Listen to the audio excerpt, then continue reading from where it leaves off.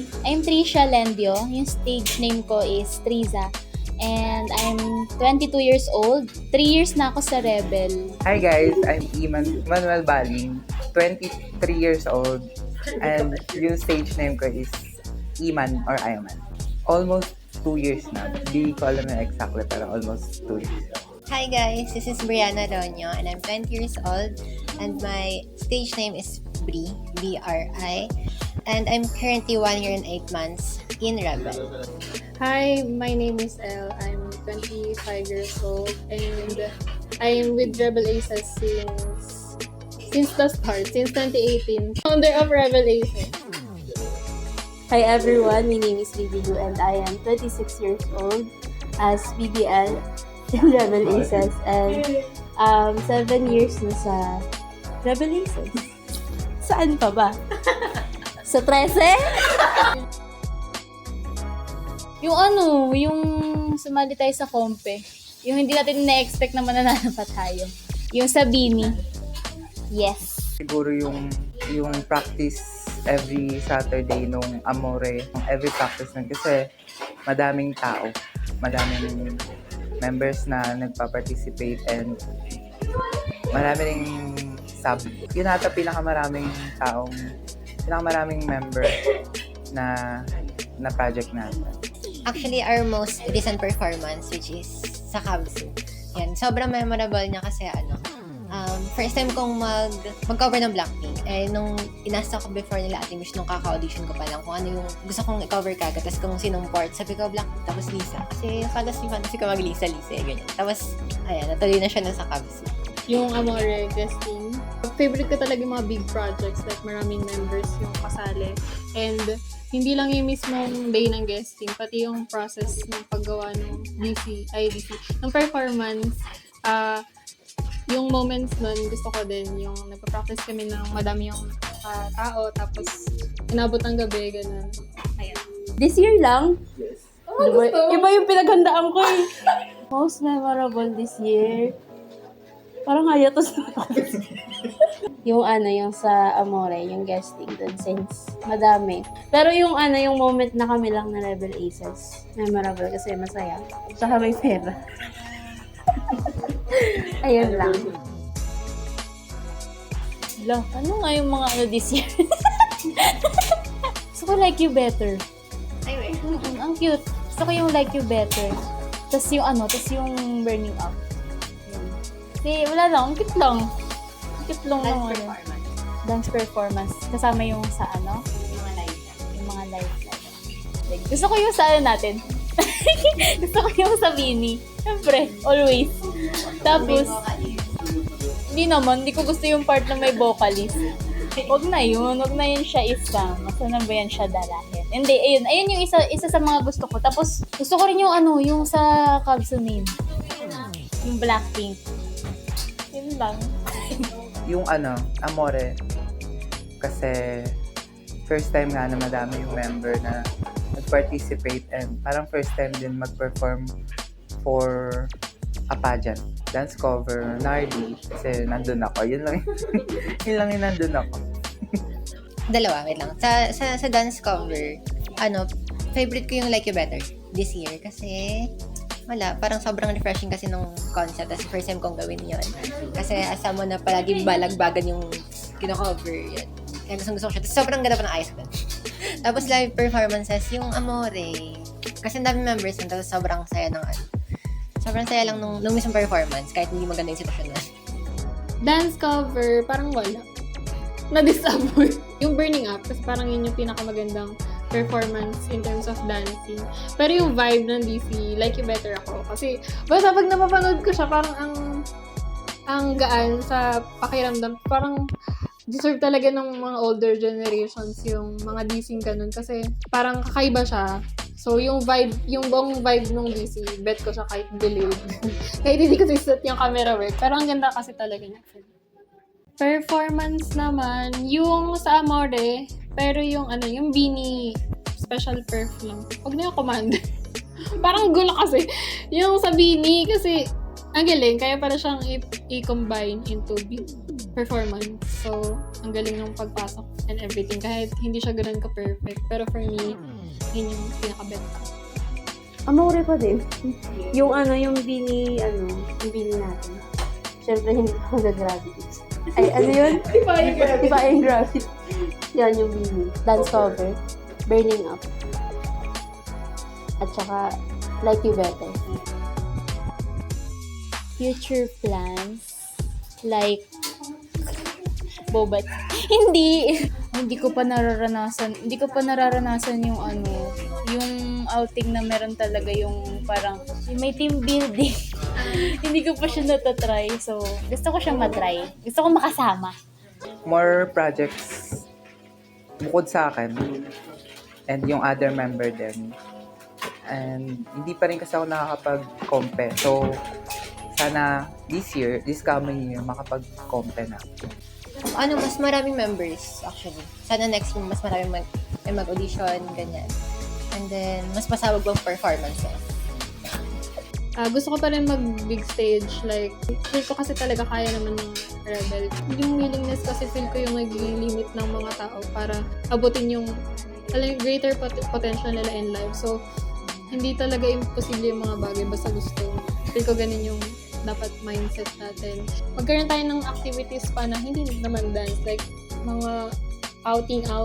Like, nagawa na rin naman ng previous years. Pero sana this year, may mga team building na gano'n. And sana sumama naman yung members. Kasi syempre, wala namang mangyayaring gano'n if walang sasama, diba? So, sana yung mga team building katulad ng 2023 or other activities na maraming pwedeng makajoin. Siguro mas maging competitive yung current admins. Kasi hindi sa makikipag-away kayo ha. Pero yung mas magandang plan para sa Rebel Aces. Feeling ko first si Bri. Feeling ko first si Bri. Si Bri yan. Siya talaga yung pinaka-active this year. Hindi, since last year pa, simula sa Meow. Doon. Active na talaga siya. Sa akin, wala na akong inaasahang ranking kasi. Kasi hindi na. Ay, kasama pa rin pala ako. Pero yun, ang prediction ko na magwa-1 ay si Brianna. Ron. Full name. 1 pa rin si Anton, feel ko. Nasa 2 ulit. 2.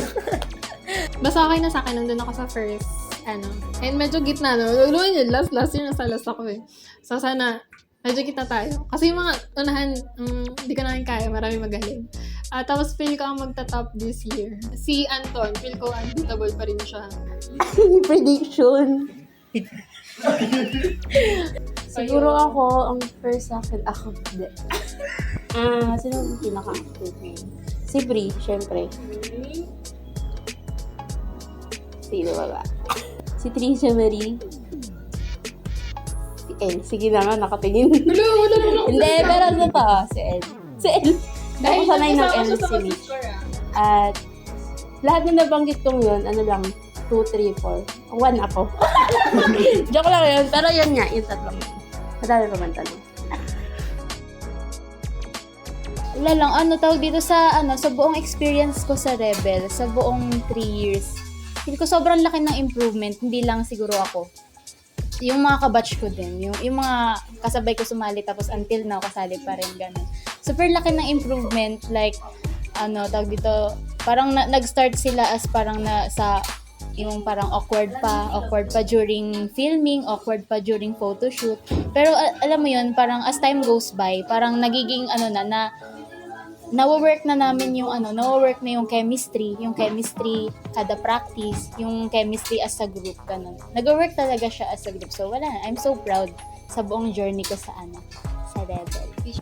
Ay, congratulations sa Rebel Aces. Even though 2 years pa lang ako, nagsisimula na sila before pa ako pumasok. Sana, mas magtagumpay pa sa mga darating na taon. And matanggap yung recognition na deserve ang Rebel Aces. Anniversary message, siguro as an admin na lang. Sana mas maging active na yung mga members next year. And also makapag-compete na tayo like sa mga big stages. Kasi yun talaga yung pinaka-plan ko. Tapos yun yung pinaka-vision ko nung naging admin ako. Happy 7th anniversary, Rebel. And I have so much respect sa mga admins and also sa mga nagtatag. Parang katipunan. sa nag-found ng Rebel. Ayan. Thank you so much for giving us, yung mga opportunity na ganito na nakapag-cover tayo ng K-pop and also P-pops at saka mga international artists. And ano pa ba? Malayo na 'to eh. Pero malayo na siya. Ayun, kasi napag-usapan kasi namin sa admins na parang ang fast pacing ng success ng iba. Pero everything takes time naman, and kapag nasa tamang time na natin, kasi alam ko malapit na yun. Alam ko, na siya. Like, na. Hindi, ayan. Thank you guys. Happy anniversary, Rebel Aces.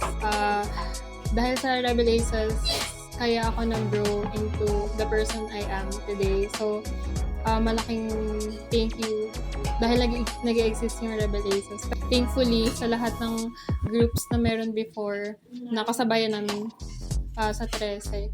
Isa kami sa longest standing group. I think ito nga ata yung group na pinakamatagal na exist. So, ayun.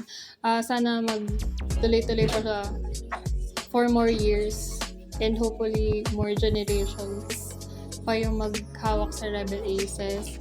And thank you so much sa lahat na naging part ng Rebel Aces this year. Thankful ako sa mga nag-participate. Kasi syempre yung mga nagpa-participate yung parang bumubuhat sa pagiging active ng Rebel. Thank you so much sa founders ng Rebel Aces kasi kahit hindi na sila admins, nagki-keep in touch pa rin sila sa akin para mag-advise. And then thank you so much to Bri and Iman for staying as an admin hanggang December. So, ilang month na nila ngayon. 10th month na as admin.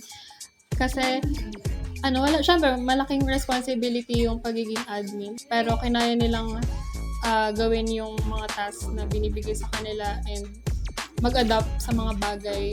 Kasi, sobrang iba nga naman yung pagiging admin sa pagiging member lang. Ayun, sana maging mas productive, mas dumami yung members, maging active next year, and sana mag-aim tayo for greater heights next year. Kasi kaya naman natin, kulang lang talaga sa pagiging active. Ayun lang, thank you so much. Hindi naman tayo. Anniversary message, siguro na lang. Since nabuo yung Rebel Aces, until now, siguro... Ano ba? Bakit? Ako ba yung... Wala akong maisip! Ay, ito na naman tayo. Pwede ba mag-inom muna tayo? Since nabuo yung Rebel... Sasay na siya. Sabi niya time... Ay, phone down. Mali po. Ano ba? Parang nakainom na. Okay, since nabuo yung Rebel Aces until now, siguro masasabi ko madami pa rin... May naririnig ka dito. Siguro ang anniversary message ko na lang is more projects and competitions to come. And sana mas madaming members na maging active. Hoping sa boy group, dance cover. And, ayun lang. Tama na? Ay, hindi pa tapos. Sir, syempre ako. Thank you to me. To me. M-H-I-E. Someone? Hindi pwedeng sa lahat. Okay lang. Sino gusto mo kasama? O, salamat ba? Nakainom ka naman. Oo, kagabi. Kagabi ba? Yung hangover pa sabi. Siguro thank you sa Rebel kasi nanonood lahat. Thank you sa Rebel kasi parang wait lang. Parang dito ako nag-grow. Lumaki. And then nag-grow as a person kasi before parang parang hindi, parang ako lang mag-isa ganun. Parang hindi ako masyadong ang tawag dun? Hindi naman sa... Oo, hindi ako ma-socialize. Pero nung Hindi ako mas social media. Hindi ako mas socialize. Ba't gumagano yung video? Pero since nung sumali ako sa Rebel, Ano nangyari? ganun pa din. Hindi, mas maano ako. Maano. Ayoko na. Mas natutunan kong socialize. Napakadaming cut niya. Hindi, mas... Ano ba? Tama na yan. Ikat nyo na lang po siya. Ikat nyo na lang yun. Bye. Thank you. Thank you. Bye. Bye-bye! Thank you, guys.